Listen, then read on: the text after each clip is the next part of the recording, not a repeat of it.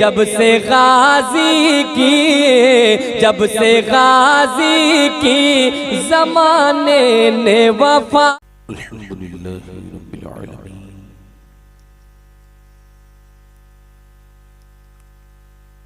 वस्सलातु वस्सलामु अला अशरफिल अंबिया'i वल मुरसलीन अम्मा बाद। अऊज़ु बिल्लाहि मिनश शैतानिर रजीम बिस्मिल्लाहिर रहमानिर रहीम। अल्हाकुमुत तकासुर हत्ता ज़ुरतुमुल मक़ाबिर। सामाईन हज़रात, ये प्रोग्राम आप ज़ियाउल्लाह रज़ा ऑफिशियल की जानिब से समाअत कर रहे हैं। करम की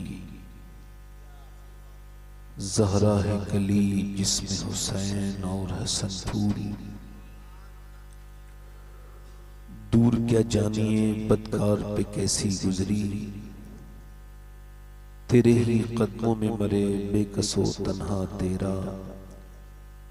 तेरी सरकार में लाता है रजा उसको शफी जो मेरा खौफ है और लाडला बेटा तेरा। मोहब्बत के साथ बारगाह रिसालत में दुरूद पाक का नजराना अकीदत पेश करें। पढ़िए अल्लाहुम्मा सल्लि अला सय्यिदिना व अला आलि सय्यिदिना।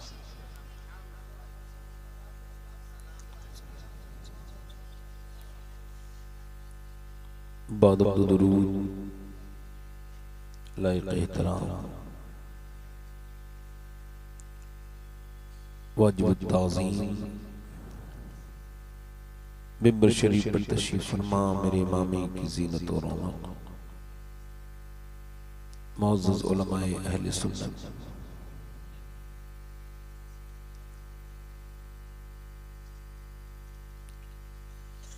मुअज़्ज़ज़ सामीईन व सामियात, अस्सलामु अलैकुम व रहमतुल्लाहि तआला व बरकातुहू।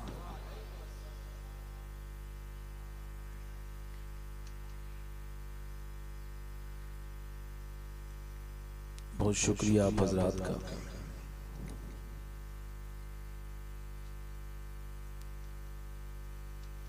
इस मुबारक महफिल को इस तरह सजाने के लिए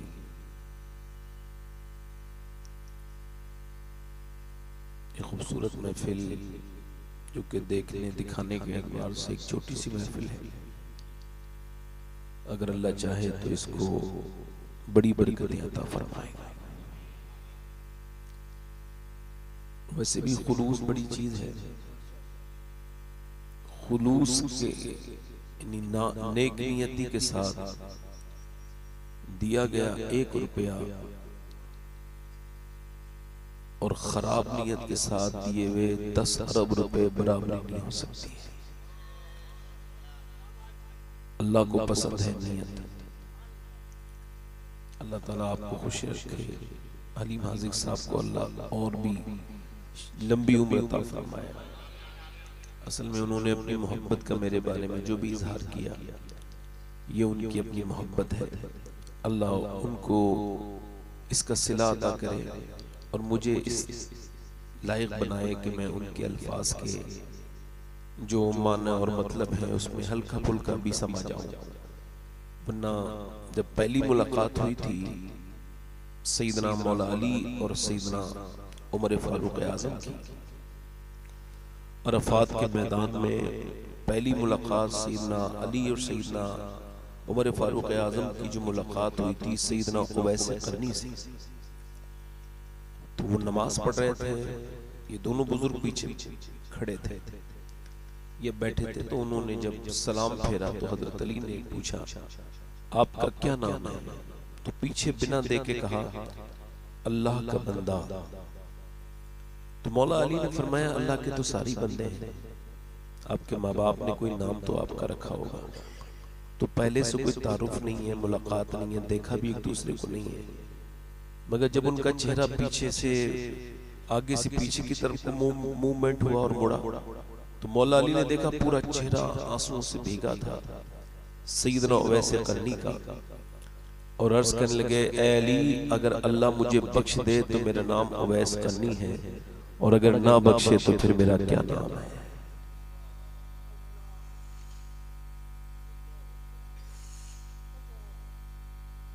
और अल्लाह तबारक व तआला। सैयदना मौला अली फरमाते हैं कि तुम अपने घमंड का, गुरूर का, इसका चेकअप किया करो। ऐसा कौन से लेबोरेटरी में चेक होता है? इसकी कोई खास प्रयोगशाला है नहीं। मौला अली फरमाते हैं कि जब तुम अमीर से मिलो और गरीब से मिलो, तो गरीब से मिलते वक्त अगर तुम्हारा दिल उकताहट महसूस करे और तुम उसको तवज्जो न दो, और अमीर को तुम तवज्जो दो, तो तुम घमंडी हो, तुम्हें तौबा कर लेना चाहिए।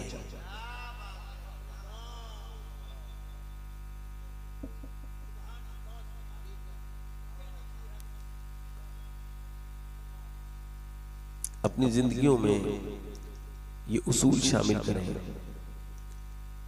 कि एक चीज अपनी जिंदगी में आज से शामिल करें, एक निकाल दें। ये सैयदना शेख गौसुल आजम का ही पैगाम मैं आप तक पहुंचा। ये दोनों काम नहीं करेंगे आप तो ईमान की हलावत नहीं पा सकता इंसान। एक चीज निकालनी है, एक शामिल करनी है, और ये रोजमर्रा की जिंदगी में रोज आपके काम आने वाली चीज है। वो जो निकाल देना है वो शिकवा है, और जो दाखिल करना है वो शुक्र है। सैयदना गौसुल आजम फरमाते हैं कि अल्लाह की शिकायतें उससे करो जो अल्लाह से ज्यादा मेहरबान मिले। है कोई? फरमाते हैं सबको हाल बताओगे तो बेहाल हो जाओगे, हाल उसे बताओ जो हाल बदल सकता है।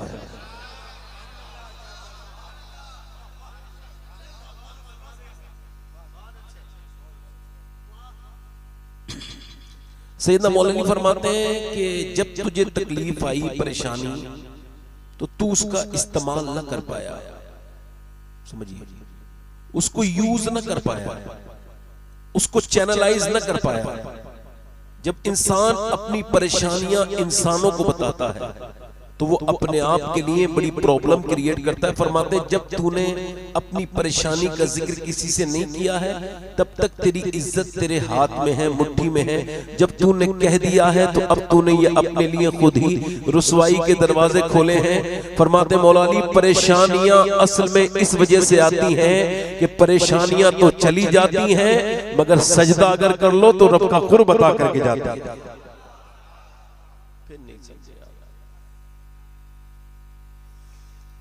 एक वाक़या बयान कर रहा हूँ मौला रूम का, उसके बाद मैं अपनी बात आगे बढ़ाऊंगा। मैंने ज्यादा देर गुफ्तगू नहीं करनी है, मुझे भी एहसास है कि वक्त भी काफी हो गया है और आप लोग थोड़े से सिमट के भी बैठे हुए हैं, थोड़ी सी दिक्कत हो रही होगी आपको बैठने में, और इधर उलमा भी परेशानी में बैठे हैं, सबका मुझे ख्याल है। मैं तो आप लोगों का खादिम हूँ, मेरी तो कोई हैसियत औकात ही नहीं। मैं जिस पॉइंट ऑफ व्यू पे जी रहा हूँ, जो मुझे खबर है, तो वो ये है, मुझे यही खबर नहीं कि मैं जन्नती हूं या जन्नती। मेरा रब जानता है इस बात को, वल्लाह कह रहा हूं। अगर मुझे कोई ये खबर कर दे तो फिर मैं मुतमईन हो जाऊंगा। हजरत सैयदना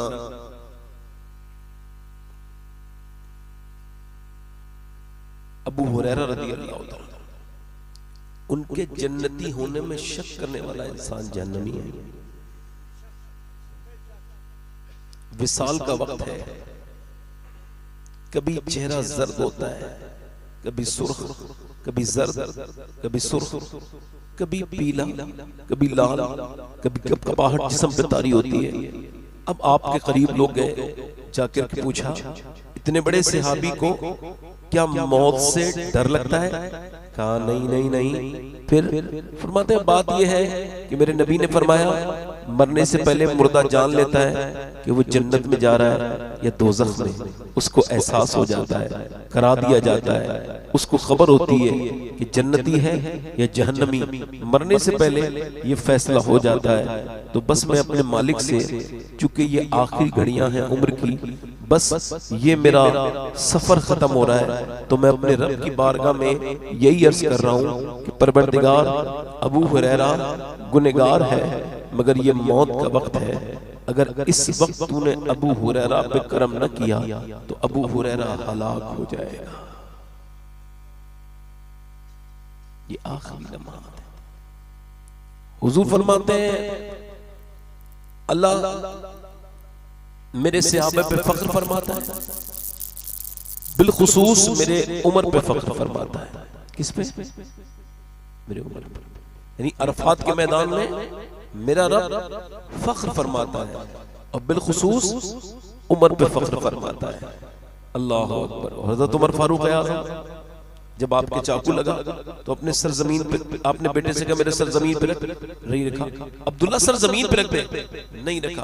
अब्दुल्ला सर जमीन पे रख, सर जमीन पे रख दिया तो नाक अपनी ऐसे रगड़ी और फिर कहा या अल्लाह, लोग कहते हैं उमर ये है उमर वो है, मगर उमर तो तेरी बारगाह का मोहताज है। ये आखिरी लम्हात हैं, अगर तूने उमर पे इस वक्त मेहरबानी न की तो उमर हलाक हो जाएगा। हमारे यहां से खौफ निकाला जा रहा है, चीजों की ठेकेदारियों वाला मिजाज चल गया है। कुरान ये कहता है कि जो उलमा है वही डरते हैं, या जो डरते हैं वही उलमा है। और यहां चीजें कुछ दूसरी हैं। अपनी जिंदगियों में एक चीज शामिल करें, शुक्र, और निकालें शिकवा, जिंदगी आपको आसान लगने लगेगी।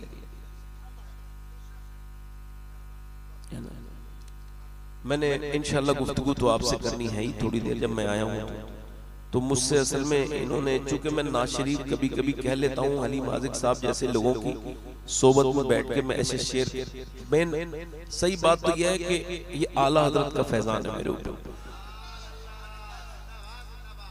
मैं 20 साल हो गए मुझे, मैंने आला हजरत का मुशायरा जो इस्लामिया में होता है वो छोड़ा नहीं है आज तक। उसकी बरकतों से मैं वो शेर कह लेता हूँ तो वो मशहूर भी हो गए अल्लाह की मर्जी की वजह से। तो ये तो अब इन्होंने मुझसे कई नातों की फरमाइश की और मैं तो एक नात के भी 2-3 शेर पढ़ता हूँ एक तकरीर में। तो मगर ये कह रहे हैं तो एक कलाम में पढ़ देता हूँ, अगर इजाजत है तो आप पढ़ दो। जरा मुस्कुरा के आप बोलिए, मुझे घुटन होती है। बहुत देर तक लोग मुस्कुराते नहीं, मुझे घुटन नहीं लगती है।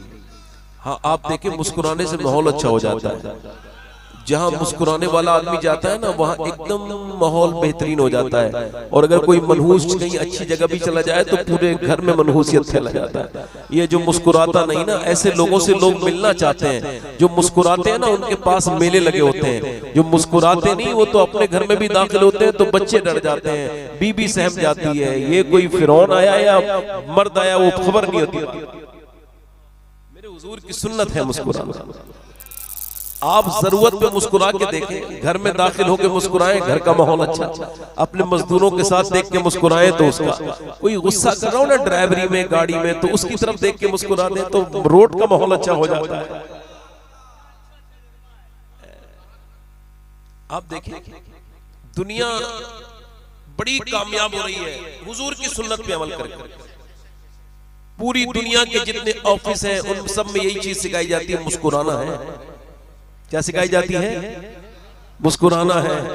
और आज उस मोबाइलों को ज्यादा खरीदारी चल रही है जिसमें मोटी नाक को पतला कर दिया जाए और पतली छोटी आंखों को बड़ा कर दिया जाए, चेहरे के धब्बे मिटा देना।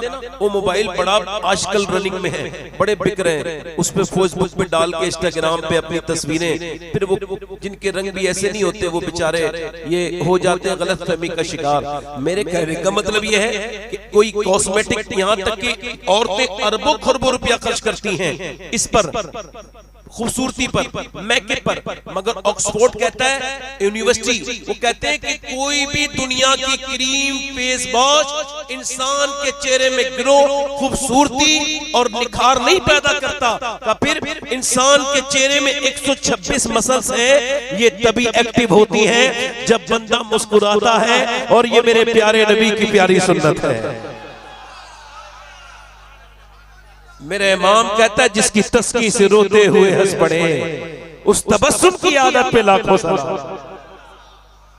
और हुजूर सिर्फ इतना नहीं मुस्कुराते, सरकार सिर्फ इतना नहीं मुस्कुराते मेरे भाई, बल्कि इतना मुस्कुराते हैं। अनस इब्न मालिक कहते हैं, हुजूर तशरीफ ले जा रहे हैं, कोई आदमी साइल है, उसने जाकर के पीछे से हुजूर की ये चादर खींची है, और देहाती था, उसे खबर नहीं थी कैसे बात करनी है, क्या देहात का इंसान था। मगर हमसे तो बड़ा नसीब वाला था ना वो।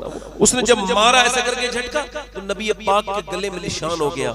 हम में से कोई अगर जोर से कोई दस्तक दे देना 10 दरवाजे पर तो हम कहते हैं तेरा कर्जा आया, भिखारी है, हिसाब से बात कर। मगर ये हुजूर की बारगाह का इंसान है, इसने जैसे झटका दिया है, हजरत सैयदना अनस इब्न मालिक कहते हैं मैं कुर्बान जाऊं अपने सरकार पर, इतनी अजियत भी पहुंचाई उसने, फिर भी हुजूर जब पलटे तो मुस्कुरा के उसको देखा और फरमाया क्या बात है। कहने लगा साहब मैंने सुना है आप भूखों को खाना खिलाते हैं, मेरे बच्चे भूखे हैं, मैंने सुना है आप कुछ दे देते हैं, कुछ अता कर दे। मेरा इमाम कहता है मेरे करीम से अगर कतरा किसी ने मांगा दरिया बहा दिए हैं, दुर्बे बहा दिए हैं। फरमाते हैं वो जो दोनों पहाड़ों के दरमियान में मवेशी खड़े हैं वो सब तेरे हैं, जा ले जा।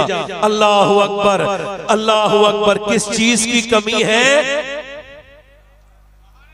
आका तेरी गली में, दुनिया तेरी गली में।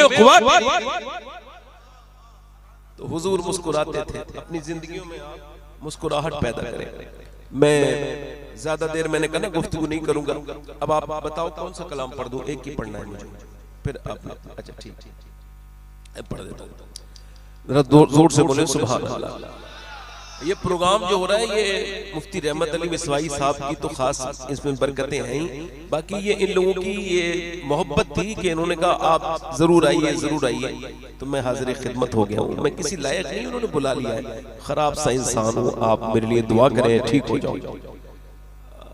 मुजाहिद मिल्लत के जब कोई हाथ चूमता तो आप उसकी भी हाथ चूम लेते थे।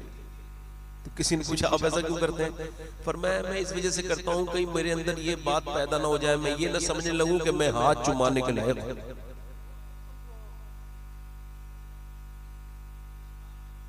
अल्लाह ताला है सबान नबी से कहना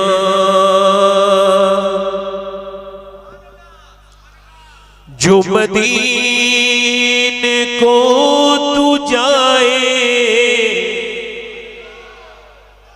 तेरे दर की आरज़ू में ये दीवाना मर न जाए। पढ़ो तेरे दर की आरज़ू में, पढ़िए मेरे साथ, तेरे दर की आरज़ू में ये दीवाना और तेरे गम में काश सरवर मेरी जिंदगी ये गुजरे। तेरे गम में काश सरवर मेरी जिंदगी ये गुजरे और मुझे मौत भी जो आए तेरे शहर ही में आए।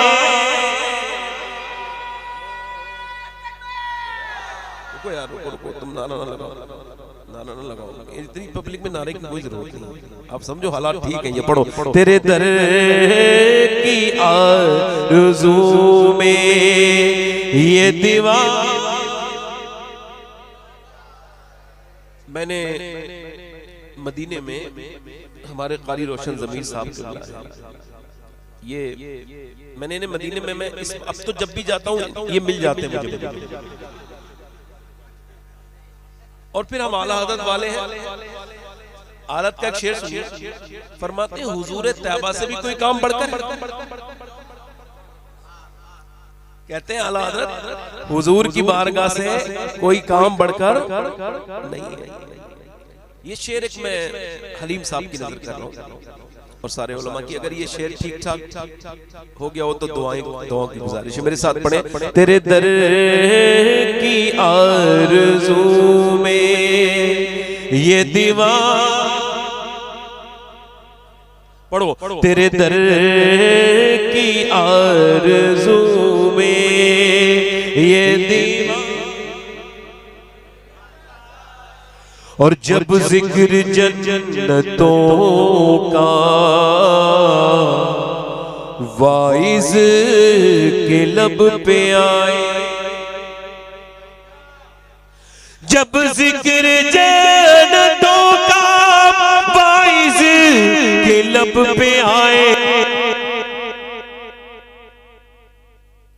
को आका, तेरे आशिकों को आका तेरा शहर याद आए, तेरा शहर याद आए, तेरे को आका पढ़ो तेरा शहर। और सोचो तो कैसा होगा जज्बा अबू बकर का, सोचो तो कैसा होगा जज्बा अबू बकर का, कांधों पे मुस्तफा को जो गार पे चढ़ाए।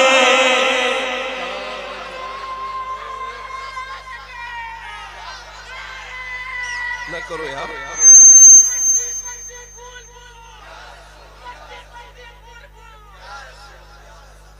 हमारे अहमदुल फत्ता भाई बहुत बड़े शायर हैं, वो भी पीछे बैठे, उनको बाद में पढ़ना। एक शेर और जरा जोर से बोले सुभान अल्लाह। अरे आप छोड़िए ना, कोई नारे की जरूरत नहीं, बैठे हैं सब, इतना अच्छा माहौल है, सुभान अल्लाह। दिल लग रहा है आप लोगों को नहीं लग रहा? खुदा की कसम ये हुजूर के करम का मामला है। किसी मैंने कहीं पढ़ा था तो किसी ने लिखा था कि ऐसा हो नहीं सकता, ऐसा हो नहीं सकता कि फूल खिले तो फिर भंवरे न मंडराए, और ऐसा भी नहीं हो सकता कि शम्मा जले तो फिर परवाने उसका तवाफ न करे, और ऐसा भी नहीं हो सकता हुजूर का जिक्र हो और दीवारें न बचले।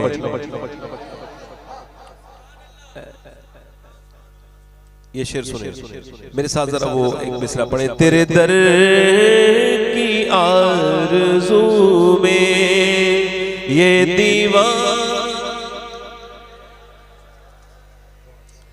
और सरकार की नजर का ये हाल है उमर का, सरकार की नजर का ये हाल है उमर का, वो जिधर जिधर से गुजरे शैतान भाग जाए, वो जिधर जिधर से गुजरे। हम अहले बैत के भी गुलाम हैं ना, और सहाबा के भी गुलाम, और अल्हम्दुलिल्लाह इससे हम पे फख्र है कि हम आला हजरत के दामन से वाबस्ता हैं, और हम पूरी दुनिया में अकेली ऐसी जमात है जो सहाबा का भी नारा खुल के लगाते हैं, अहले बैत का भी नारा खुल के लगाते हैं।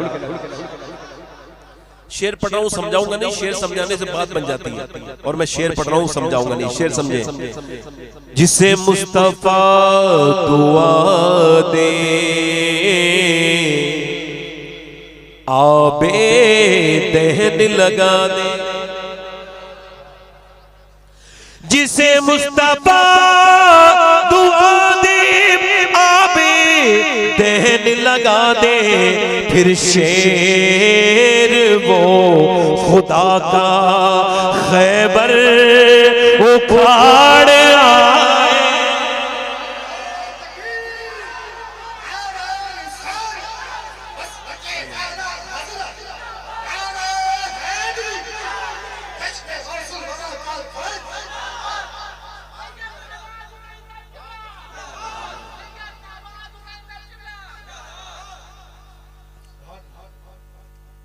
एक शेर हमारी कुछ बहनें आजकल ऐसी हैं, वो सुन रही होंगी, ऑनलाइन बात तो जाती है, और नमाज नहीं पढ़ पाती कुछ बहनें हमारी, यानी वो कहती हैं मजबूर हैं, सुबह का खाना बनाना होता है, बेचारी दोपहर का खाना बनाती हैं, शाम का खाना, फिर कपड़े धोती हैं, बर्तन मांजती हैं, 10-15 मिनट ग़ीबत भी करनी होती है, तो नमाज नहीं पढ़ पाती। ऐसी मेरी बहनों की नजर ये शेर है, अल्लाह करे समझ में आ जाए।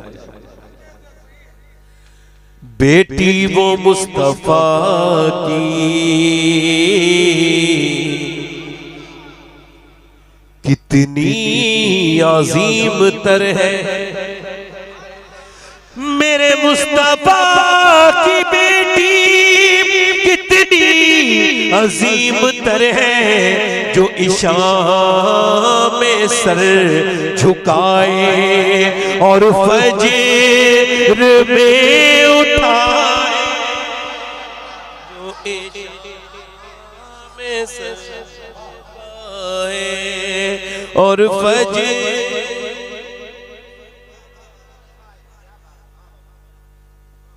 तपती हुई जमीन पर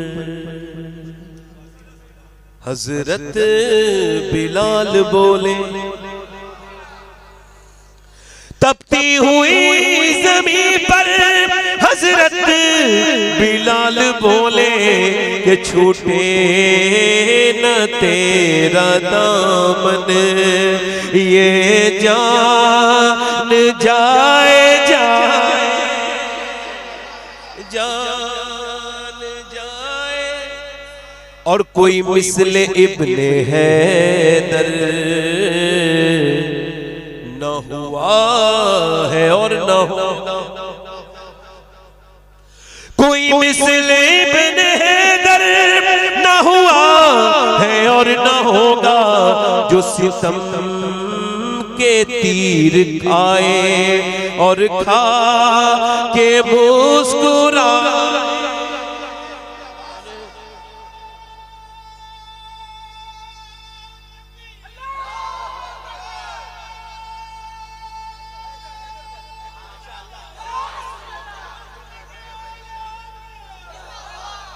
हाँ, ये अपर डाउन सब तरह का नारा है, अप डाउन नारा दोनों है। मौलाना नईरुल कमर साहब तशरीफ रखते हैं, ये सरकारे मुहब्बा से इनकी निस्बत है। एक शेर उनकी मैं निस्बत से पेश पढ़ता हूँ, जरा जोर से बोले सुभान अल्लाह।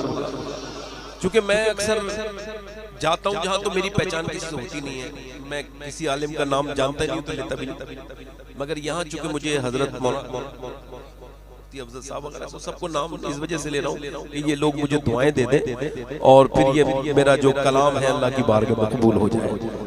ये एक शेर बस पढ़ रहा हूँ, मेरे साथ पढ़ो। तेरे दर की आरज़ू में ये दीवार, और जिसे जाना हो मदीने मेरे साथ गुनगुनाए तेरे दर।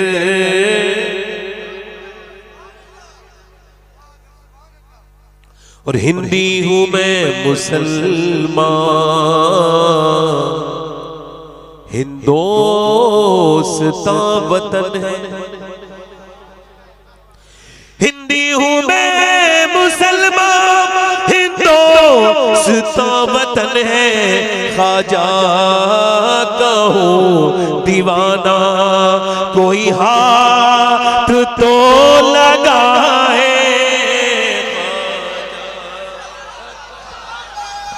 नारे तकबीर, नारे रिसालत, मसलके आला हज़रत, जश्न गौसुल वरा, सैयद शबात मियां हज़रत अल्लामा मुफ्ती रहमत अली साहब क़िबला।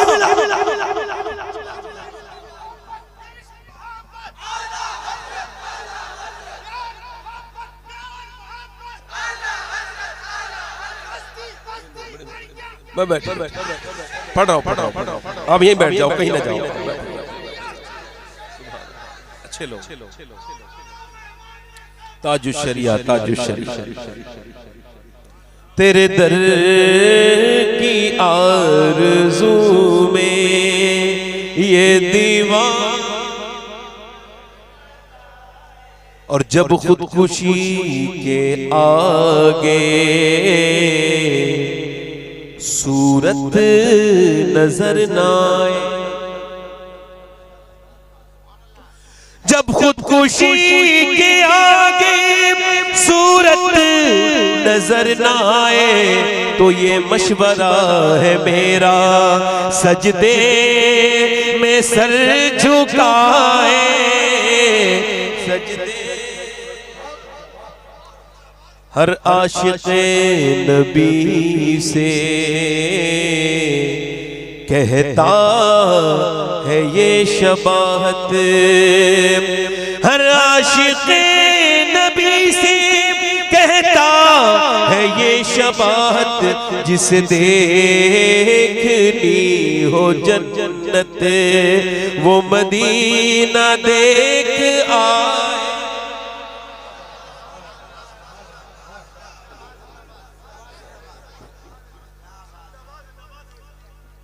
जब खुदकुशी के आगे, वैसे मैं दूसरी बार पढ़ता हूँ, आपके कहने पढ़ता हूँ, जब खुदकुशी के आगे। अच्छा आजकल भाई इधर आजकल खुदकुशी का गिराफ बढ़ रहा है मुसलमानों में। हमें गैरों से कोई ज्यादा ताल्लुक नहीं था, हालांकि उनको भी ऐसा नहीं करना चाहिए, मगर मुसलमानों में भी बढ़ रहा है।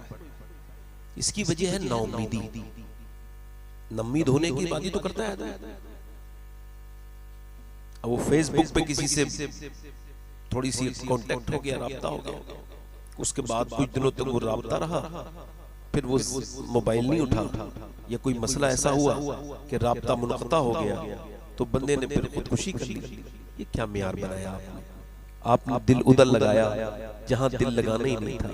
दिल आपने उसको दे दिया जिसको दिल देना ही नहीं था। जिसने दुपट्टे का पल्लू नहीं संभाला हो, वो आपके दिल की कैफियत को क्या समझेगा? आपने उसके लिए तो जान दे दी जिससे आपका कोई रब्त नहीं, कोई ताल्लुक नहीं, कोई मोहब्बत नहीं, जिससे कुछ दिनों में टेलीफोन पे बात होकर राब्ता मुनक़ता हुआ, जो आपकी कॉलों को नजरअंदाज करता रहा, उसके लिए जान दे दी। उस माँ के बारे में ना सोचा जो तेरे बाद कितना रोएगी, तेरी एक आहट पे रात को उठ जाती है, तेरा दर्द तुझे होता है, एहसास उसको होता है। कभी उस बहन के बारे में सोच लिया होता, मगर चूंकि जब ये रॉन्ग मामला होगा तो ये मामले तो ऐसे खराब होंगे ही। इधर उधर दिल देने का मामला नहीं है मेरे भाई।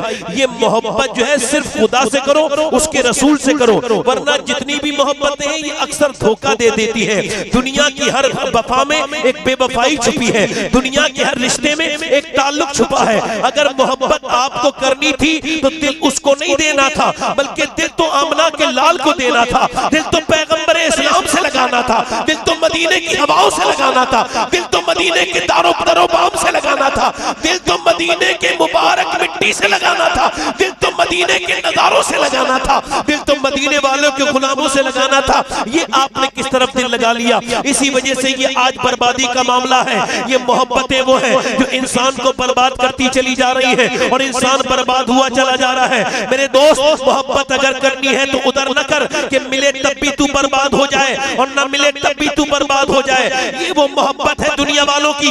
एक लड़की से मोहब्बत करके भी आदमी आबाद नहीं होता, बल्कि पूरी दुनिया का ये रिसर्च कहता है कि चाहे वो यहूदी हो, चाहे मुसलमान हो, चाहे वो चैनी हो, चाहे किसी भी मजहब के लोग हो, ये जो मोहब्बत वाली शादियां होती हैं ये 90% तलाक इनका नतीजा होता है।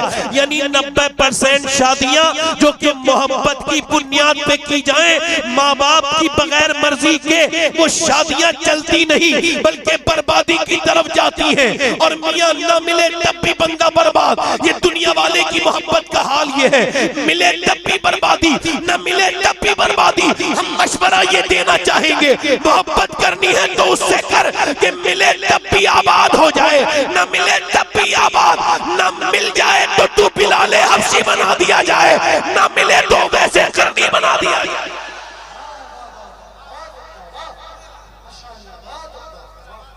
मिल जाए तो जल्दी बोलो, और ना मिले तो ये तो वो गालिब की ख्याल था, उसकी थॉट थी। हमने क्यों बनाई है? उसने कहा था इश्क ने गालिब निकम्मा कर दिया, ले वरना हम भी आदमी थे काम के। बरेली से आवाज आई, जब इश्क तुम समझते ही नहीं तो इश्क के बारे में गुफ्तगू क्यों करते हो?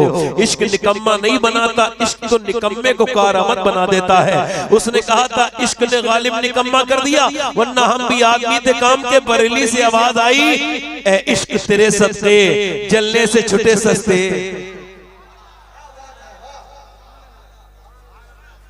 जो आग बुझा देगी वो आग लगाएगी।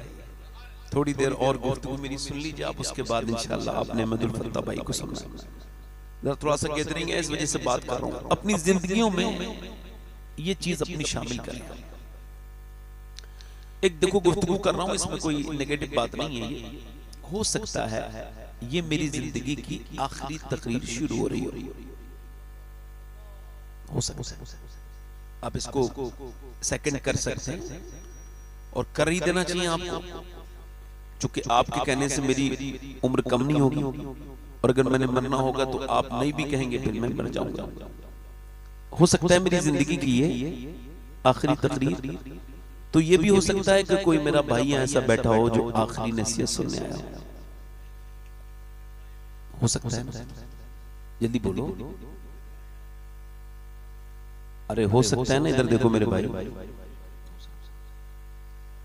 अल्लाह फरमाता है तुम्हें गाफिल रखा माल की ज्यादा तलबी नहीं। तो थोड़ा सा थोड़ी इस्लाही बातें को सुन लीजिए।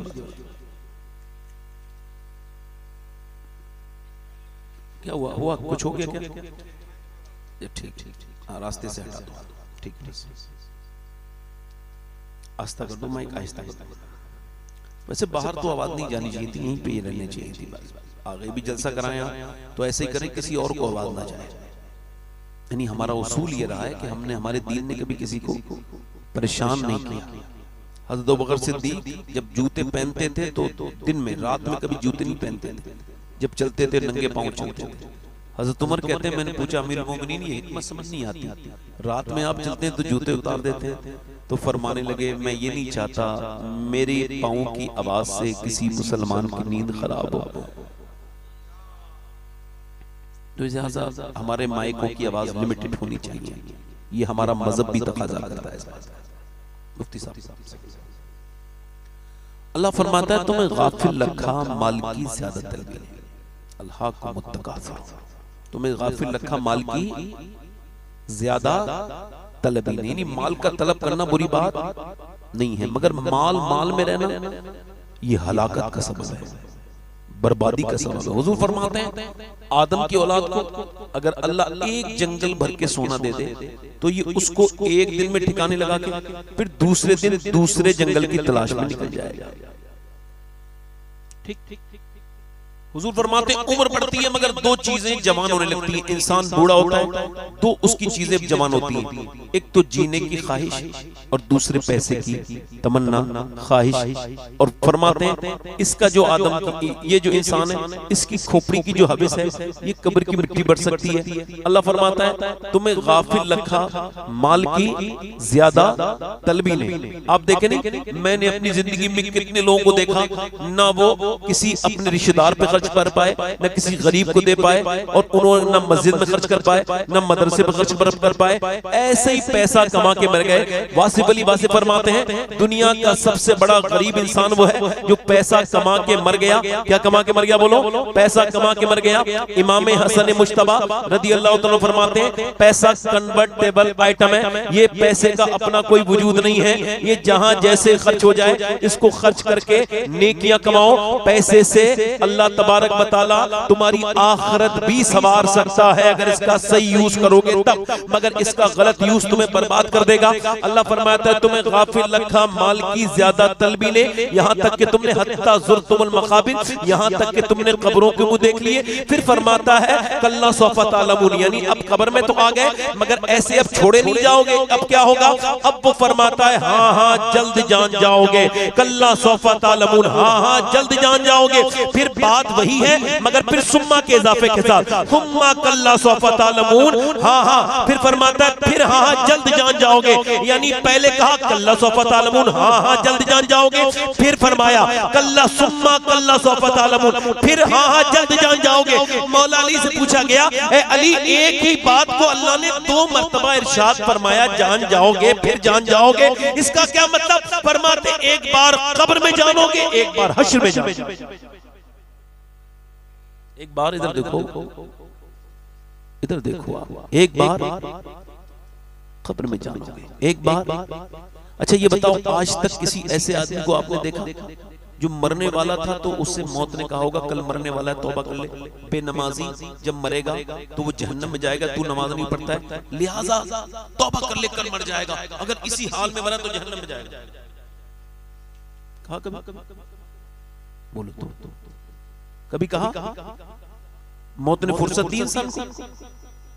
हुजूर फरमाते हैं बेनमाजी भूख प्यासा मरेगा, सातों समंदर का पानी भी पी ले, चाहे वो पीर हो, चाहे वो मुरीद हो, चाहे वो खास हो, चाहे आम हो, कोई भी हो जो बेनमाजी है, फरमाते इतनी प्यास लगेगी 7 समंदरों का पानी पिएगा तब भी प्यास नहीं बुझेगी। और जब उठेगा तो मुसलमानों के साथ नहीं, यहूदियों के साथ, फिरौन के साथ, नमरूद के साथ, दुश्मनाने खुदा के साथ उठेगा बेनमाजी। अब आप बताएं, आज तक किसी बेनमाजी को मौत ने कहा तौबा कर ले?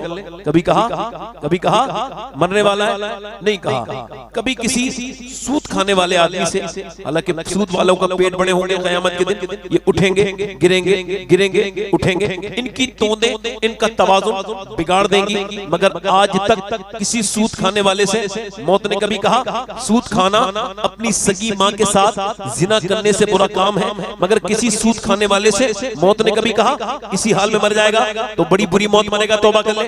कभी नहीं। माँ बाप से जो तेज आवाज में बात करता है, बहुत जोर से बात करता है, कभी उससे मौत ने कहा मर जाएगा इसी हाल में तो जहन्नम में जाएगा, तौबा कर ले? माँ बाप के गुस्ताख का ठिकाना जहन्नम है, कभी कहा? बताओ, कभी कहा? नहीं कहा ना। आज तक बेनमाजी से नहीं कहा, किसी बदनिगाही करने वाले आदमी से मौत ने कहा। मैं इस बात को इस वजह से कह रहा हूं कि अब आप मेरी पूरी तकलीफ भूल जाएं, मगर ये जो गौसुल आजम का फरमान है अपने मोबाइलों की स्क्रीन पे लगा ले, अपने घरों में बड़ा बड़ा लिख ले, ताकि फिर हमें हमारे शेख सैयदना गौसुल आजम का ये फरमान हमें नेकियों की तरफ लेकर के आए।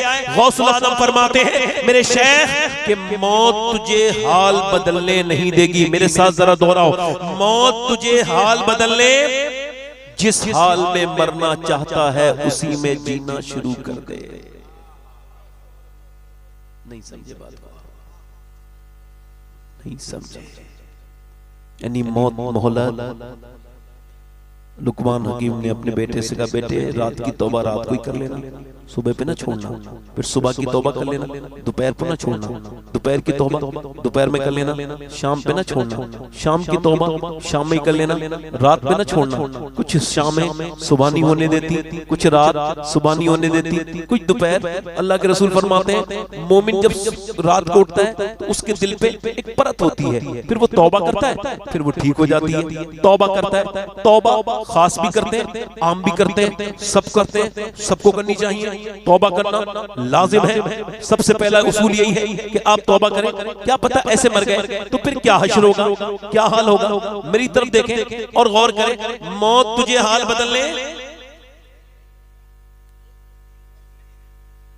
22 साल का नौजवान है, 6 ऐप बने हुए उसके, 6 ऐप, बेहतरीन बॉडी बिल्डर है वो, एकदम इंस्टाग्राम पे वीडियो डालता है, लाखों करोड़ों लोग देख लेते हैं। अचानक उसको फिल्म देख के बाहर निकला 4 महीने पहले दिल्ली में, और बाइक स्टार्ट की, मुंह में गुटखा डाला, कानों में उसने लीड लगाई, गाना शुरू, और वही अपनी आवारा वाले जिंदगी चला।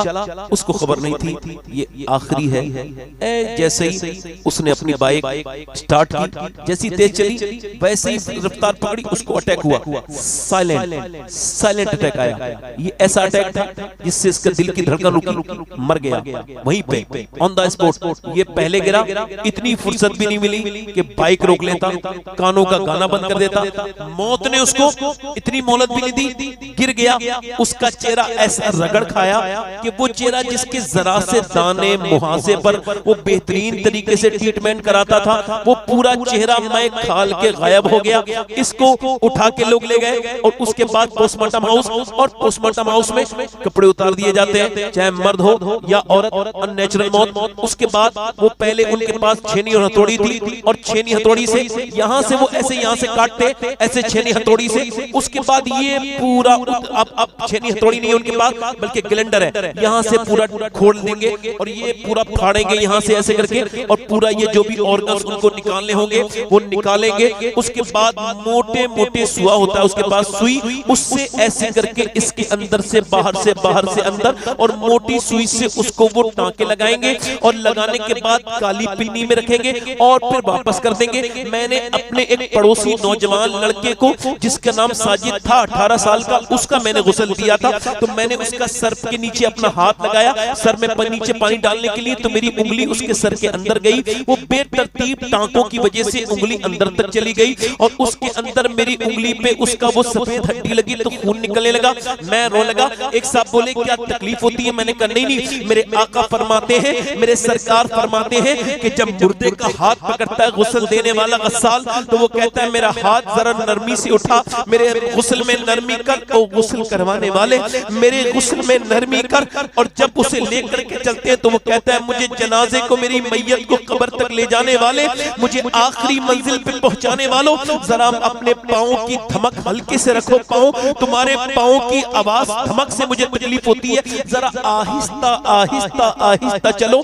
हजरत सैयदना ईसा अलैहिस्सलाम अपनी वालिदा सैयदा मरियम की कब्र पे गए और मरियम के बारे में मेरे आका इरशाद फरमाते हैं मरियम अपने जमाने की औरतों की सरदार है। हम में से कोई भी सैयदा मरियम के पाँव की धोबन के बराबर नहीं हो सकता, मगर हजरत ईसा अलैहिस्सलाम ने जाकर के कहा मेरी मां मरियम मैं अब मुर्दे जिंदा कर लेता हूं और तुझे देखने का दिल करता है, तू कहे तो तुझे जिंदा करूं। अंदर से आवाज आई ना मेरे बेटे ईसा ना। जब रूह निकली थी तो मुझे इतनी तकलीफ हुई थी, उसका एहसास मुझे अभी तक हो रहा है, अभी तक हो रहा है। ये कितनी सख्त है। मेरे आका फरमाते हैं मुझे डर है कि तुम अपने मुर्दों को दफन करना छोड़ दोगे, वरना मैं तुम्हें दिखाता कि कब्र का अजाब बड़ा कैसा होता है। हजरत बरा बिन आजिब कहते हैं कब्रिस्तान में कब्र बनने में देर है, मेरे आका करीम के आंसू नीचे को टप टप टप टप गिरे जाते हैं और ऐसे गिरे कि वो जो जगह है वो भीगने लगी। और फिर हुजूर ने फरमाया सबको इसी रास्ते से गुजरना है, सबको मौत आनी है। मेरे आका ने फरमाया मेरे नजदीक सबसे खतरनाक जगह कब्र है, कब्र मेरे नजदीक कब्र कितनी खतरनाक है ये मेरा इमाम कहता है। अल्लाहु अकबर। गोरे गोरे पांव चमका दो खुदा के वास्ते, नूर का तड़का हो प्यारे कब्र की शबतार है। मेरे कहने का मतलब ये मेरे भाई, मैं इस वजह से बस ये इस वक्त में सहम जाता हूँ कि दिन रात सफर में रहता हूँ, तो अपने मालिक से कहता हूँ मालिक अपने करम से मुझे पोस्टमार्टम वाली मौत से बचाना और मदीने में ईमान वाली मौत अता करना। उसका जनाजा घर पहुंच गया और घर पहुंचने के बाद फिर माँ रोई, बहनें रोई, सब रोए, मगर सब कहाँ ऐसे रोते हैं, सबके दिल में एक जैसे जज्बात नहीं होते। वो रिश्तेदार कहते हैं हमारी दुकानें बंद हैं, दोस्त भी कह रहे होते जल्दी से दफन हो, मुझे यहाँ जाना है वहाँ जाना है।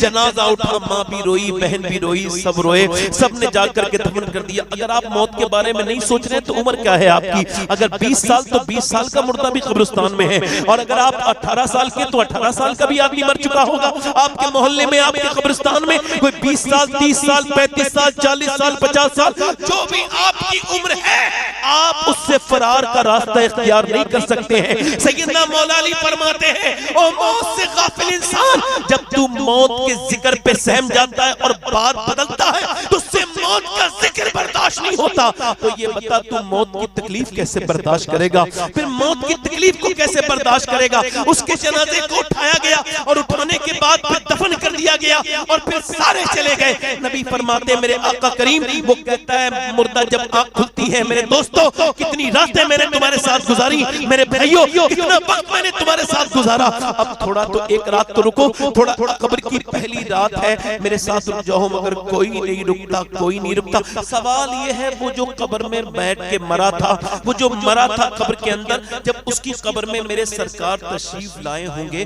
तो उसने उन आंखों से हुजूर को कैसे देखा होगा जिन आंखों से वो फिल्म देख के मरा था। बताओ, इधर देखो, कल है दीदार का दिन, आज यहाँ आंख बेकार है, क्या होना है छुप के लोगों से किए जिसके गुनाह वो खबरदार है, क्या होना है। ये आंखें आपकी हैं? नहीं, अल्लाह की अमानत है। क्यों बनाई गई हैं? अल्लाह के रसूल फरमाते हैं आंखों को अल्लाह ने अपने दीदार के लिए बनाया है। किसके? ताकि बंदा अपने रब का, इधर देखो, दीदार करे। मगर अगर कयामत के दिन ये आंखें ऐसे बोल गई मालिक तूने दिया तो इस वजह से था कि तेरा दीदार करें, इसने तो गंदा करा दिया। मौला अली फरमाते हैं मैं अपनी आंखों से कभी अपनी शर्मगाह भी नहीं देखता। किसी ने कहा ये नाजायज तो नहीं, तो आप रोने लगे। फरमाया है तो जायज, मगर जिन आंखों से हुजूर को देखता था उनसे शर्म आती थी, नहीं देखता था। सवाल ये है हम सब हुजूर को देखना चाहते हैं। अभी अगर हुजूर तशरीफ ले आए तो हम में से कोई ऐसा शख्स है जो नजर उठा सकता है, सरकार को देखने की हिम्मत करेगा? ये गंदी आंखें, मेरा इमाम कहता है मुजरिम को न शर्माओ, अहबाब कफन ढक दो, मुंह देख के क्या होगा, पर्दे में भलाई है। एक हसन बसरी रदी अल्लाह तआला अन्हु का बेहतरीन मजबूत किस्म का हाफिज कुरान, पूरे बसरा में इतना मजबूत हाफिज नहीं था जिन्हें कुरान पढ़ने की तौफीक नहीं हो रही। आजकल वो भी मेरी ये बात सुन के थोड़ा सा फिक्र करें, अपने ख्याल में अपने ज़मीर की अदालत में बैठ जाएं और इसको गौर करें, अपने नफ्स के बारे में मुतालबा करें उससे कि वो आया आके बोला हुजूर हलाक हो गया, मैं बर्बाद हो गया। क्या हुआ है? कहा हुजूर बात ये है कि मैं कल एक लड़की के पीछे जा रहा था, उसने मुझे पलट के देखा, का शर्म नहीं आती? एक तो तू मुसलमान, दूसरा हाफिज कुरान, और तू ये काम करता है, मुझे बुरी नजर से देखता है, शर्म नहीं आती? कहते उसके अल्फाज सीने पे न जाने क्या असर कर गए। हुजूर कल से हाफिज कुरान तो मैं था और मजबूत भी था, मगर कल से एक आयत भी याद नहीं मुझे।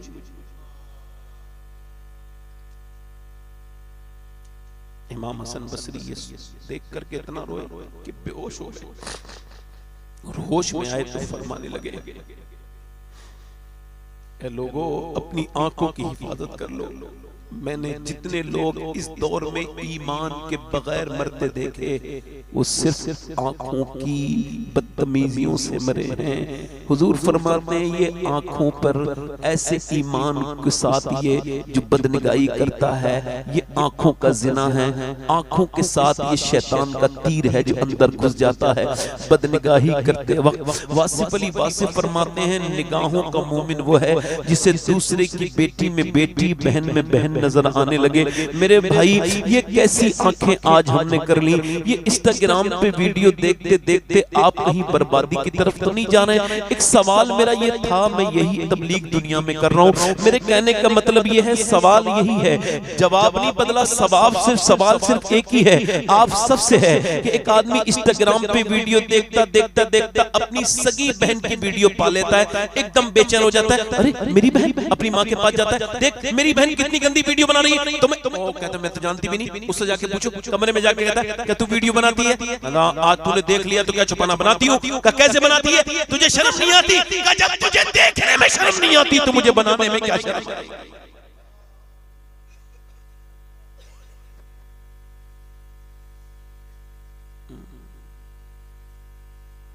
देखो भाई गौसुल आज़म ने क्या कहा था? या अल्लाह ये अपने लिए नहीं कहा था, हम गुनहगारों के लिए कहा था। क्या कहा था?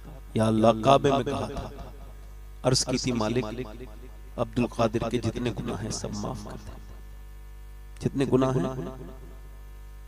उन गुनाहों के साथ वो तेरा तो क्या तेरी मखलूक का सामना भी नहीं कर सकता। गुनाहों को माफ कर दे वरना कयामत के दिन मुझे अंधा उठाना अंधा उठाना। सवाल यह है कि जब वो समंदर के अंदर जो पेड़ है ना और वो अंदर मछली है, मछली के पेट में यूनुस है, वो उसको देख भी रहा है, उसको जिंदा भी रख रहा है, उनको खिला भी रहा है। पेड़ का पत्ता गिरता है उसको खबर है, छोटे से बड़े से छोटा जितने गुनाह आपने किए या यूं कह लीजिए जितनी वीडियोस आपने देखी हैं उस सब का इल्म है। बताओ हजरत सैयदना इमाम जाफर सादिक ने अपने मुरीद हजरत इसहाक बिन अम्मार से कहा कि क्या समझ के गुनाह करते हैं लोग? अगर ये समझ के कोई गुनाह करे कि उनको खुदा देख नहीं रहा है, मेरे साथ जरा इसको आप सेकंड करेंगे, उसको खुदा देख नहीं रहा है तो फरमाते हैं फिर वो मुसलमान नहीं। और अगर वो ये समझ के भी गुनाह करता है, ये सोच के अल्लाह देख रहा है, तो वो कितना बेगैरत है कि अपने बाप की शर्म है, अल्लाह की उसको हया नहीं। आला हजरत फरमाते हैं पूछा गया नेक कौन है? आपने फरमाया नेक वो है जो तन्हाइयों में नेक है।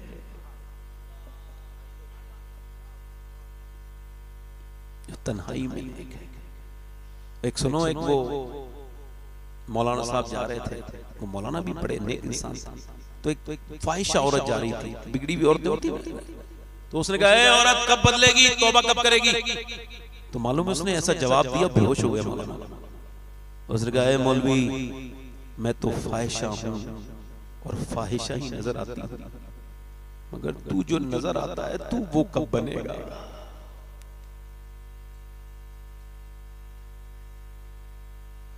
तू जो नजर आता है तू कब वो बनेगा जैसा है तू, ऊपर से जैसा, मैं तो जैसी दिखती हूं वैसे ही हूं, तू कब बदलेगा? तेरी जिंदगी में कब तब्दीली आएगी? मेरे भाइयों, मेरे दोस्तों, मेरी आखिरी बात यह है कि अपनी निगाहों को और अपनी बहनों को, बेटियों को शरीयत का पाबंद करो। समझ रहे हो? ये जो आपने लिखा आइला मोहम्मद सल्लल्लाहु अलैहि वसल्लम, ये तो हमारे उलमा ने भी कहा कि हुजूर के नाम को हम बड़े अदब से लेते हैं। ऐसे इधर आपने लिख दिया, इधर लिख दिया, और वो नीचे पर्चा गिरेगा, उसको लगाया, वो आपकी अपनी मर्जी है। मगर मेरे भाई ये बता, जब तू अपनी बहन को अपने साथ सजा सवार के शादी में लेके जाता है तो तेरा जज्बा मोहब्बत कहाँ चला जाता है? उस वक्त तू क्यों नहीं सोचता कि ये जो शादियां में, पार्टियों में जो बहनें तेरी जा रही हैं, बेटियां, ये तूने नहीं सोचता कभी अपनी बहन के सर पे दुपट्टा रख के कहना, वो क्या क्यों सर पे दुपट्टा रख रहा है? अपनी बीबी से क्या पर्दा कर शरई, वो पूछे क्यों? इस वजह से मैं हुजूर से मोहब्बत करता हूं। सरकार फरमाते हैं मोमिन वो है, हदीस शरीफ सुनो, मोमिन वो है जिसकी तबीयत पर मेरी शरीयत गालिब आ जाए। कौन? शरीयत गालिब आ जाए। आशिक रसूल वो नहीं है जो ऐलान करता फिरे, आशिक रसूल वो है जिसके घर से हुजूर की मोहब्बत की खुशबू आ जाए। हुजूर की मोहब्बत की बोलो। एक हमारे ये बच्चे, आजकल हमारे कई उलमा ने मुझसे कहा सैयद साहब शादी में जाते हुए शर्म आती है। क्यों? लेकिन निकाह पढ़ाने जाते हैं तो आप सामने लड़कियां होती हैं और उनके जिस्म पे लिबास टाइट और उनके सरों पे दुपट्टे नहीं। देखो तकरीरें सुनने आए हो, अल्लाह आप सबको सलामत रखे, मगर आपको सुनने का जवाब देना है, मुझे सुनाने। ये कुर्सी कयामत के दिन मुझसे हिसाब लेगी और अल्लाह जानता है बहुत सख्त हिसाब होगा, बहुत सख्त हिसाब होगा। इस कुर्सी का जवाब दे के जाना आज के बाद कि जो अपनी बहन को तैयार करवा के लेके जा रहा है अपनी बीबी को शादी हाल में, क्या वो आशिक रसूल है? बताओ क्यों देख रहा है, वो क्यों लेके जा रहा है? अच्छा इस बात को समझे आप नहीं? उसने अपनी बहन को सजा सवार के शादी में पेश किया, इस वजह से वो किसी और को देखेगा तो दूसरा इसकी बहन।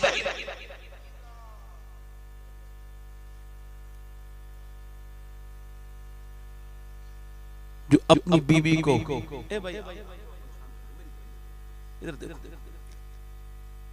जो तू अपनी बीबी को सजा सवार के ले जा रहा है, इमाम हुसैन फरमाते हैं मर्द की गैरत का हिसाब अंदाजा उसकी औरत के पर्दे से लगेगा।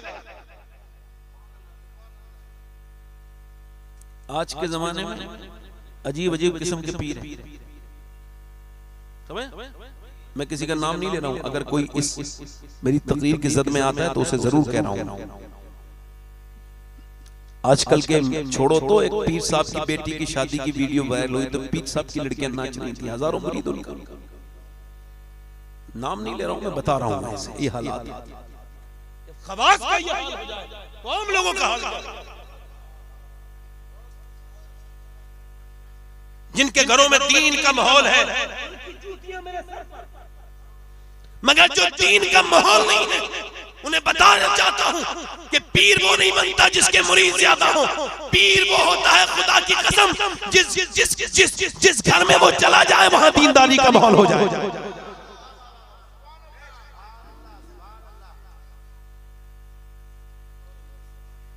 आज पीरों की बीवियों की तस्वीरें वायरल हो जाती हैं, फला की वायरल हो जाती है। एक हमारे एक पीर थे बरेली, उनके मुरीद ने कहा हुजूर मैं आपके कपड़े सीना चाहता हूं। का सीलाना? का हुजूर मैं पीरानी अम्मा के भी कपड़े सीना चाहता हूं। फिर सीलाना? का हुजूर उनका मुझे नाप दे दीजिए। का नहीं दूंगा, तेरे लिए ये जायज नहीं। का कपड़े दे दीजिए, कपड़े देख के सिलाऊंगा, पर मैं इससे तुझे पता चल जाएगा कि तेरी बीबी, तेरे पीर की बीबी कितनी मोटी है, कितनी पतली है, और ये भी तेरे लिए जायज नहीं है। आज के पीर साहब आ जाएं तो खुदा का जिक्र हो जाएगा, होते होते रुक जाएगा, उनका शुरू हो जाएगा। हुजूर का जिक्र हो रहा होगा, शुरू हो जाएगा। और अपने साथ रखते हैं तारीफ करने वाला, और बाकायदा तौर से पहले वली बनाता था अल्लाह, हालांकि आज भी अल्लाह ही बनाता है, बनता वली। मगर आजकल कुछ ऐसे जमीर फरोश मौलवी हैं जिन्हें आप पैसे दीजिए वो आपको वली साबित करेंगे। थोड़ी देर के बाद तो आपको भी एहसास होगा यार सही तो नहीं कह रहा है, इसकी बात में कुछ सच्चाई नहीं है। ऐसा बना बना के बिगाड़ बिगाड़ के झूठ बोलते हैं। इश्क और मुश्क कभी छुपाए नहीं छुपता है। आज तक किसी ने मुजाहिद मिल्लत के सामने नहीं कहा था कि वो वली है, मगर दुनिया आज भी मानती है कि वो वली नहीं।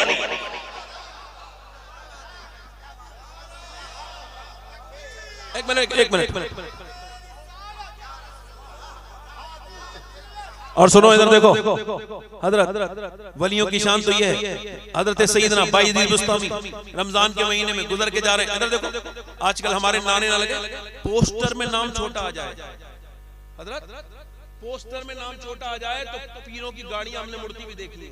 तो चलो, ये जब हमको इश्तिहार में इज्जत नहीं दे पाया तो ये हमको जलसे में क्या इज्जत देगा। अब उस जाहिल को कोई बताए, इज्जत जलसे वाला नहीं मदीने वाला देता है।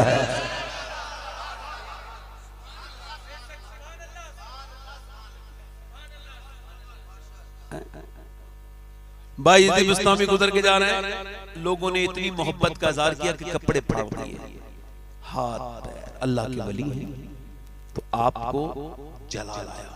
और क्या किया, उठाई खजूर रमजान के महीने में मुंह में ढक ली। अब लोगों ने कहा लानत है उस पे, यार ये तो हम समझ रहे थे वली है, ये तो बीच में। और लोगों को, पब्लिक को क्या है, एकदम लोगों ने उल्टी सीधी बातें करने की शुरू कर दी। आप शहर के बाहर निकले, खजूर मुंह से निकाली, मुरीद ने कहा हुजूर लोगों ने बड़ी बुरी बुरी बातें की, ये आपका जब रोजा था तो मुंह में खजूर क्यों रखी। रोने लगे। कल लोग जब मेरी तारीफ कर रहे थे तो मेरा नफ्स खुश हो रहा था, और मुझे खबर है जब तक नफ्स जलील नहीं होता अल्लाह राजी नहीं होता है। मैंने अपने नफ्स को जलील कर दिया। सुनो, ये आजकल के पीर ऐसे हैं, कुछ की बात कर रहा हूँ, ये याद रखो। आप अच्छे पीर भी मौजूद हैं अल्हम्दुलिल्लाह, बहुत अच्छे भी हैं। मुफ्ती रहमत साहब मिसवाई जैसे लोग अच्छे नेक लोग भी हैं। मैं इनके खानदान पे असर देखता हूँ इनकी बरकतों से, मगर बड़े अच्छे अच्छे लोग भी हैं।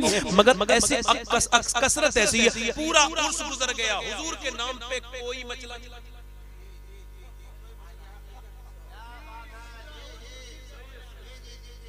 पूरा उर्स गुजरा और अल्लाह की शान में कोई बात बयान हुई नहीं, और हुई तो उस पर रिएक्ट नहीं।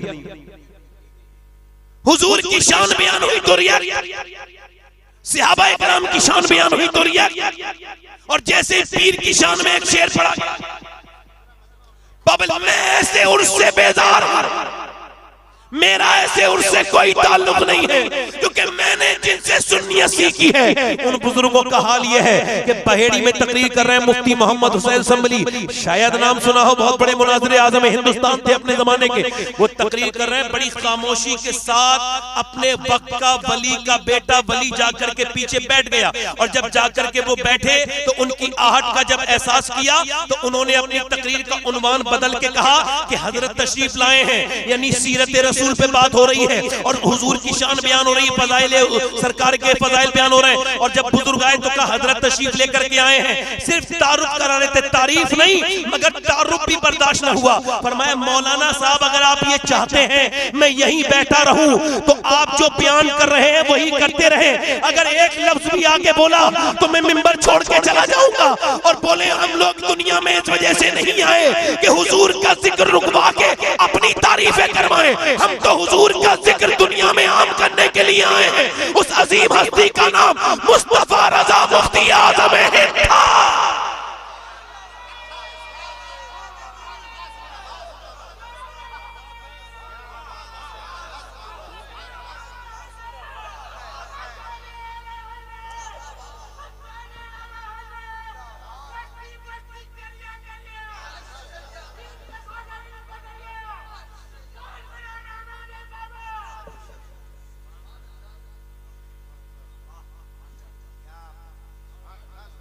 मेरे भाइयों, मेरी मेरी बहनों, सुनने वाली मेरी बहनें हैं, मेरे बेटों, देखो अपने घरों में दीनी माहौल पैदा करो और दीन उनसे सीखो जिनके खुद के पास दीन हो।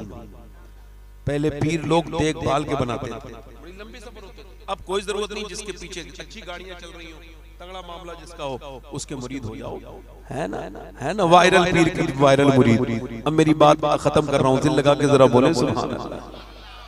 दिल लगा, आप लोगों का नहीं लगा। 5-10 मिनट और बोलूं? 5-10 मिनट बस, 5-10 मिनट। सुभान, नहीं बस मैं आधा घंटा नहीं, उससे कम बोलूंगा। दिल लगा के बोले सुभान अल्लाह। अरे नहीं हाफिज साहब, और भी है हमारे। हाँ, ये मैं एक बात कर रहा था कि शादियां एक तो हमारे यहाँ होती हैं, बरकत के लिए बयान कर रहा हूं। एक हमारे यहाँ शादियां, एक शादी मदीने में हुई है, और नबियों के बाद अल्लाह ने इतना हसीन जोड़ा कोई नहीं बनाया जितना अली और फातिमा का जोड़ा।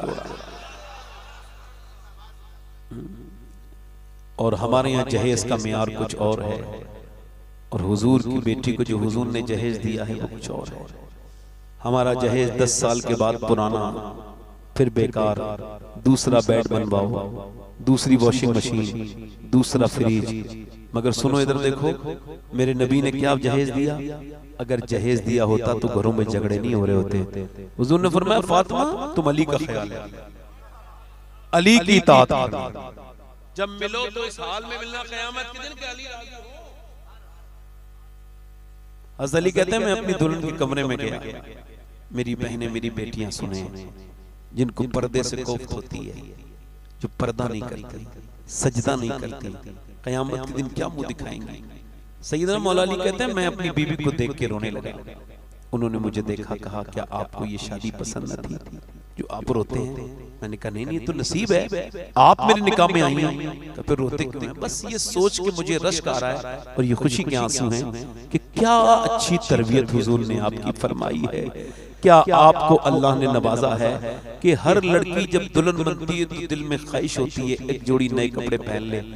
और मैं देख रहा हूँ आपके चेहरे पे कोई शिकन भी नहीं है और जबान पे शिकवा भी कोई नहीं, और जिस कपड़े में आप दुल्हन बन के आई हैं उसमें 17 प्रमद लगे हैं और आपको कोई अफसोस नहीं।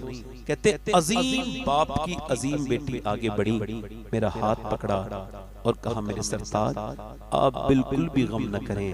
मेरे अब्बा ने बचपन से मुझे ये समझाया और जब मुझे रुखसत किया तब भी समझाया, मेरी फातिमा अल्लाह कपड़ों से राजी नहीं होता, अल्लाह तो सजदों से राजी होता।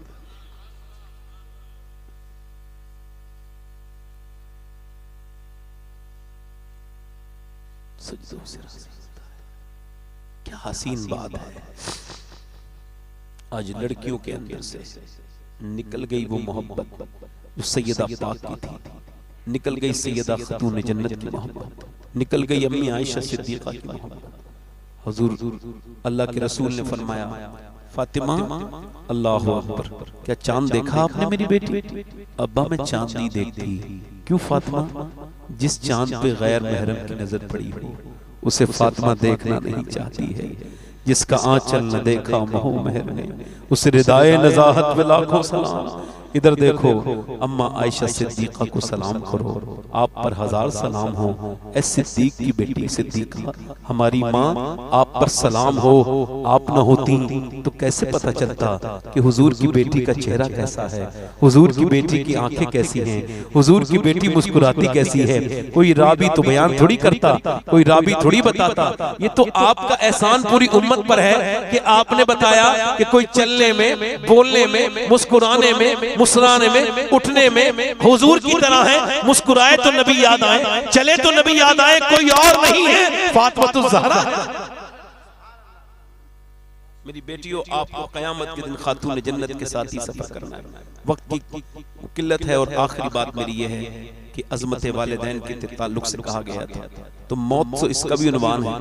ये देखो आपने सुना होगा कि एक सहाबी थे ना हज़रत अलक़मा रज़ियल्लाहु अन्हु, हालांकि ये इबरत के लिए वाक़या बयान होता है, वरना उनकी शान का सहाबा का हाल ये कि हम सब मिलके भी उनके पांव की धोबन नहीं हो सकते। सहाबी मगर उनकी दम निकलने में मसला हो रहा है ना। सुना है ना? उनकी वालिदा आई है, सुनो इधर देखो, आखिरी बात है, दिल लगा के बोलो सुनो।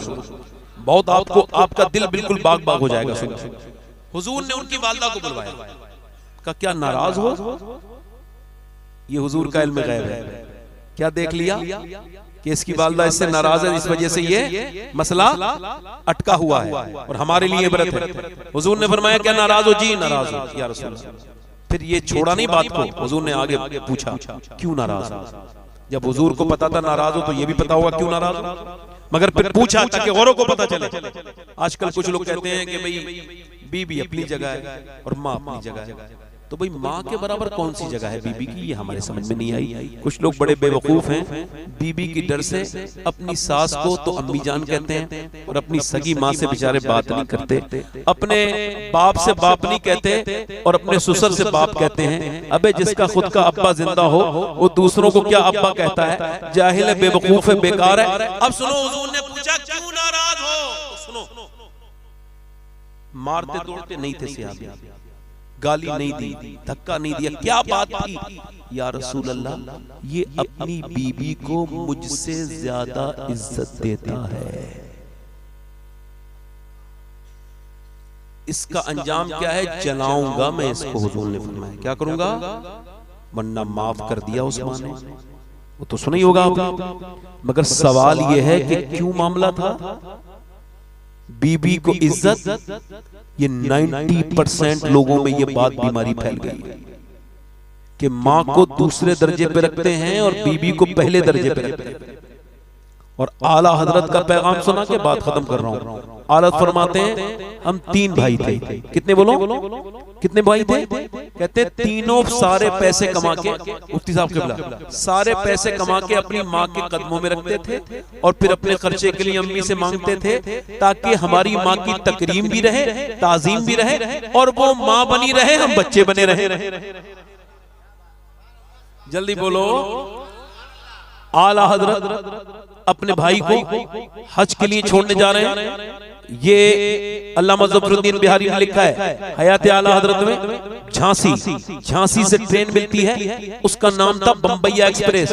झांसी तक कोई ट्रेन नहीं चलती है, कोई कार नहीं चलती है, बस ये कच्चे का सफर है, मुश्किल सफर है, बहुत ज्यादा तकलीफ दे सफर है। रात को रुकते हैं, दिन में लोग सफर करते हैं। 15 दिन लगते थे झांसी पहुंचने में। आला हजरत अपने भाई को छोड़ने के लिए जा रहे हैं। कहां पे? कहां जा रहे हैं? झांसी से ट्रेन पकड़ेंगे। उस जमाने में पासपोर्ट की कोई हाजत नहीं है, बस ट्रेन में बैठो और जाओ बम्बई से में बैठ जाओ पानी के जहाज में, थोड़े बहुत कागजी कार्रवाई के बाद और पहुंच जाओ। कोई वीजा नहीं, ये नहीं, वो नहीं, बस आप चले जाओ और वहां जाके आपको एक्सेप्ट कर लिया जाएगा। मक्के जाइए, फिर यहां से आला हजरत अपने भाई को छोड़ने के लिए गए। झांसी पहुंचे 15 दिन के बाद, फिर वहां से ट्रेन में बिठाला। ट्रेन चलने वाली थी। आला हजरत ने अपने भाई को देखा, जब आंखों में आंसू आला हजरत ने अपने भाई के देखे तो आपकी आंखों में भी आंसू आ गए। अल्लामा ज़फ़रुद्दीन बिहारी कहते हैं आला हजरत को अपनी ये नात शरीफ याद आ गई और आप इसे पढ़ने लगे। अपनी नातिया गजल को गुजरे जिस राह से वो सैयदे बाला होकर, रह गई सारी ज़बी अंबरे सारा होकर, और चमने तैबा है वो बाग के मुर्गे सिदरा, बरसों चहके हैं जहां बुलबुले शैदा होकर। और फिर ये शेर पढ़ा तो आला हजरत ज़ारो कतार रोने लगे। वाए महरूमी किस्मत के मैं फिर अब की बरस, रह गया हमराए ज़व्वारे मदीना होकर। फिर ये शेर कह के कहने लगे मैं भी जाऊंगा मदीने। और उसको आला हजरत के भाई का नाम था मोहम्मद रजा, वो जो जा रहे थे, मोहम्मद रजा मैं भी जाऊंगा। ये दूसरे हज का आला हजरत ने इरादा फरमाया। पहला हज माँ के साथ कर चुके थे, जी मैं भी जाऊंगा। तो कहने लगे भाई चलो बैठो। आप कहने लगे ले रजा सब चले मदीने को, मैं ना जाऊं? अरे खुदा ना करे। भाई ने कहा बैठो बैठो, ट्रेन में चलते क्यों नहीं? कहा ऐसे नहीं जाऊंगा, पहले मैं वापस बरेली जाऊंगा। का जो सख्त सफर है वो हो चुका, जो पैदल वाला सफर है वो हो चुका, अब ट्रेन का सफर है, वापस क्यों जाओगे भाई? कहा नहीं जाऊंगा, ऐसे अगर जाऊंगा तो मेरा अल्लाह हज कबूल नहीं करेगा। कहा क्यों? कहा मैंने अपनी वालिदा की इजाजत नहीं ली है, पहले बरेली जाऊंगा, अम्मी की इजाजत लेके।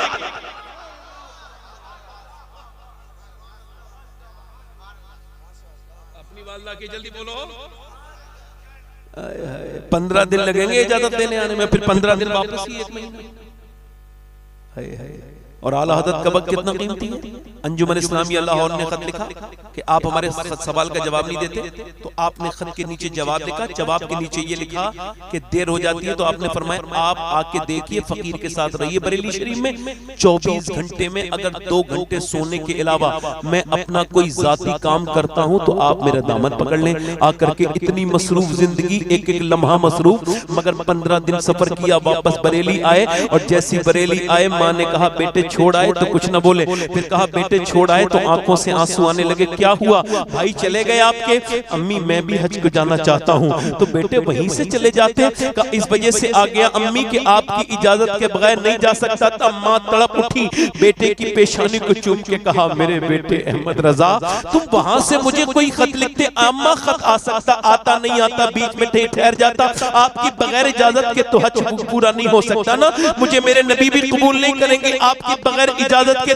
तो माँ ने अपने बेटे को दुआएं दी, आंखों में आंसू ले आई और आला हजरत को दुआएं दी और कहा या रसूल अल्लाह मेरे बेटे की हाजिरी कबूल फरमाए। फिर आला हजरत अपनी माँ की इजाजत लेके बरेली से चले हैं और ये शेर लिखते हुए चले, शुक्र खुदा के आज घड़ी उस सफर की है जिस पर निसार जान फलाहो जफर की है। माहे मदीना अपनी तजल्ली अता करे, ये ढलती चांदनी दोपहर की है। और फिर आप मक्के पहुंचे, हज किया, हज करने के बाद मदीने की तरफ चले और ये अशार लिखने लगे, कालक जबी की सजदे दर से छुड़ाओगे, मुझको भी ले चलो, ये तमन्ना हजर की है। आगोश शौक खोले हैं जिनके लिए हतीब वो मुड़ के देखते नहीं, ये धुन किधर की है। बरसा के जाने वाले पर अब रहमत करूं निसार, अपने करम से अर्ज ये मीज़ा बेज़र की है। और मुजरिम बुलाए आए हैं, मदीने पहुंच के कहते हैं मुजरिम बुलाए आए हैं, जाऊ का है गवाह, फिर रद हो कब ये शान करीमों के घर की है। सरकार हम गवारों में तर्ज अदब कहा, हमको तो बस तमीज यही भीख भर की है। मांगेंगे मांगे जाएंगे, मुंह मांगी पाएंगे, सरकार में ना ला है ना हाजत अगर की है। ममता का हाथ उठते ही दाता की देन थी, दूरी कबूल अर्ज में बस हाथ भर की है। और फरमाते आसी भी है चहीते, ये तैबा है जाहिदो, मक्का नहीं कि जहां खैर शर की है। और ममता का हाथ उठते ही दाता की देन थी, दूरी कबूल अर्ज में बस हाथ भर की है। लब्बा है आंखें बंद है, फैली है झोलियां, कितने मजे की भीख तेरे पाक दर की है। फिर हुजूर की बारगाह में मोहब्बत का धरना दे के बैठ गए, या रसूल अल्लाह अहमद रजा जब तक दीदार नहीं करेगा वापस नहीं जाएगा। फिर आपने ये कलाम लिखा, आपने ये कलाम लिखा, वो सुए लालाजार फिरते हैं, तेरे दिन ए बहार फिरते हैं, जो तेरे दर से यार फिरते हैं, दर बदर यूं ही खार फिरते हैं।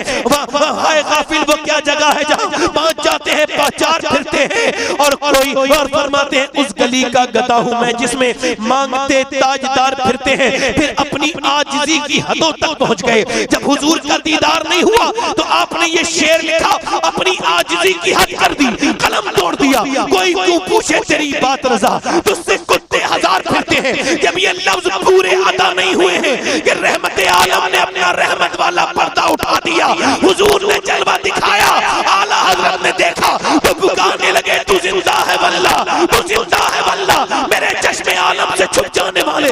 मगर मदीने वाले सरकार ने मेरे इमाम को अपना दीदार करा के ये बता दिया कि ये अहमद रजा तुम कह रहे हो कि तुझसे कुत्ते हजार फिरते हैं, मगर हमारी बारगाह में इस दौर में और भी है, मगर तेरी तरह कोई असर नहीं।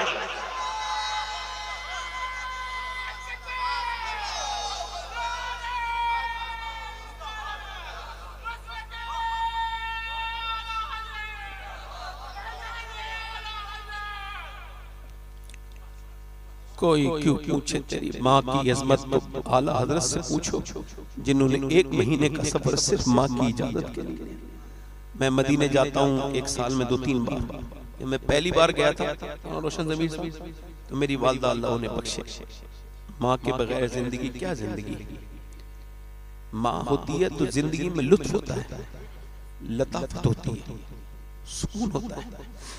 मेरी तो उम्र भी कम है, 65 साल के एक साहब है, मेराज भाई हैं, 60 साल की उम्र होगी तकरीबन, मुफ्ती आदम इनकी मुरीद। उनकी वालदा का इंतकाल हुआ तो बहुत रोते थे। उनके मुरीदों ने मुझे फोन किया, बच्चों ने उनके से ये साहब जरा कुछ समझाएं अब्बा को। मैंने कहा क्या हुआ? मेराज भाई पोती पोता वाले हो माशाल्लाह, बच्चे परेशान है, क्यों रोते हो? कहने लगे सही साहब बात ये ना, अब वो दादा चाचा कहने वाले तो हैं, मगर जब घर में मैं शाम को आता था तो वो कहती थी आगे मेरे बेटे मेराज, तो कहते हैं वो मुझे मेराज कहने वाली आवाज मुझे याद आती है, वो माँ है।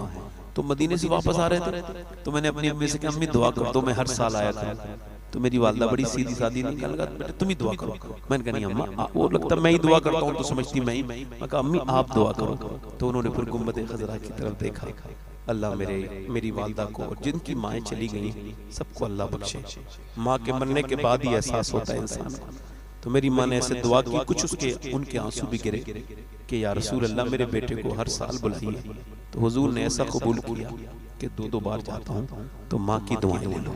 माँ अगर है तो फिर सब कुछ है, माँ नहीं है तो कुछ नहीं है।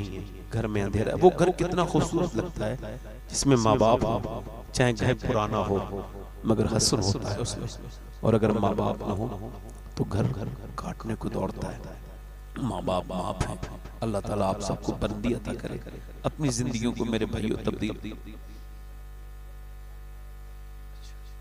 अल्लाह ताला मुफ्ती साहब की अहलिया को अल्लाह ताला जन्नतुल फिरदौस अता फरमाए। और ये बड़ा दर्द है ना। अम्मा आयशा फरमाती हैं जब एक बार हुजूर खदीजतुल कुबरा का ये बैठे हैं, हम सब सैयदा खदीजतुल कुबरा की बात कर रहे हैं, तो मौसा वो एक बड़ा हसीन हदीस शरीफ है। अम्मा आयशा कहती है मैं देखती थी हुजूर रोज जिक्र करते थे सैयदा खदीजा का। आलाद फरमाते हैं सैय्ये माँ पहली माँ कहफ़े अमनो अमा। आलाद की मिसाल अलग है। आलाद फरमाते हैं जब असहाब कहफ को कुफ्फार परेशान करते थे, जो वो जाकर के जो गार में सुकून पाते थे, जब कुफ्फार मक्का हुजूर को तकलीफ पहुंचाते थे वही सुकून हुजूर खदीजा के पास जाके पाते थे। तो अम्मा आयशा फरमाती मैंने कहा हुजूर वो बुजुर्ग थी, रुखसत हो गई दुनिया से, आपके निकाह में मेरे जैसी जवान है, तो आप उनका जिक्र इतना क्यों करते हैं? तो कहती अम्मा आयशा मेरी अपनी गलती बताती है, हम उसको गलती नहीं मानते। तो फरमाती मैंने कहा तो हुजूर को ना जलाल आ गया सरकार को, और आपको ऐसा हो गया जैसे वही आते वक्त होता था। फिर आपके चेहरे के आंसू ढलक के गाल तक आए, फिर जमाल जलाल में तब्दील हुआ, जलाल जमाल में तब्दील हुई। और फरमाया आयशा अब तो कहा है, अब ऐसा न कहना। खदीजा तुम मुझे तब मानती हो जब मुझे बहुत से लोग मानते हैं। खदीजा मेरा उस वक्त साथ देती थी जब पूरे मक्के में मेरा कोई साथ नहीं देता था। फरमाते हैं मैं एक दिन अपने घर आया तो मेरे ऊपर पत्थर मारे गए थे, गालियां दी थी लोगों ने। मैं अंदर दाखिल हुआ, मेरे चेहरे पर परेशानी के आसार देख के खदीजा ने मेरा हाथ पकड़ा, क्या हुआ मेरे आका? मैंने कहा लोगों ने पीछे से पत्थर मारे, गालियां दी। तो कहते अंदर पकड़ के ले गई हाथ मेरा और फिर बैठ गई मेरे नीचे, एक दूध का गिलास पेश किया। जब मैंने दूध पी लिया तो मेरे कदमों को पकड़ के बोली है अल्लाह के रसूल, चाहे खदीजा रहे न रहे, एक दिन वो जरूर आएगा, मैं रहूं ना रहूं, एक दिन वो जरूर आएगा कि अल्लाह आपको बहुत इज्जतें अता फरमाएगा। जिस बात में अपनी जिंदगी में अहले बैत से मोहब्बत करें, सहाबा से मोहब्बत करें, हुजूर से मोहब्बत करें, अपनी तन्हाइयों को पाक करें। अल्लाह की बारगाह में मैं दुआ गूंगा। मुझे 1 घंटा 15-20 मिनट हो गए बोलते हुए, माफी चाहता हूँ, लंबा हो गया तो 5-10 मिनट। अपनी जिंदगियों को तब्दील कीजिए, अपने अंदर इनकलाब पैदा कीजिए।